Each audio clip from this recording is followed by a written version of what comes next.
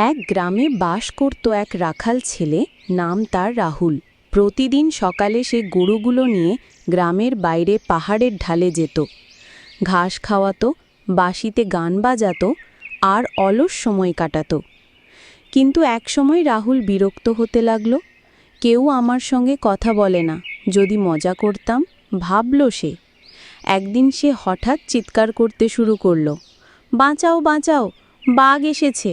গ্রামের লোকজন দৌড়ে এলো হাতে লাঠি, দা, কাস্তি নিয়ে। কিন্তু এসে দেখে কোনো বাঘ নেই। গরুগুলো আর রাহুল দিব্যি হাসছে। এক বুড়ো চাষা বলল, ছেলে, এটা মোটেই ভালো কাজ নয়।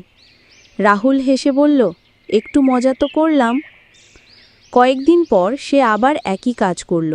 বাঘ, বাঘ এসেছে, গরু ধরবে! লোকজন আবারও ছুটে এলো, কিন্তু আবারও ধোঁকা। সবাই খুব রেগে গেল।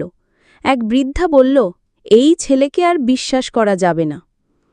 একদিন সত্যি একটা বাঘ পাহাড় থেকে নেমে এলো।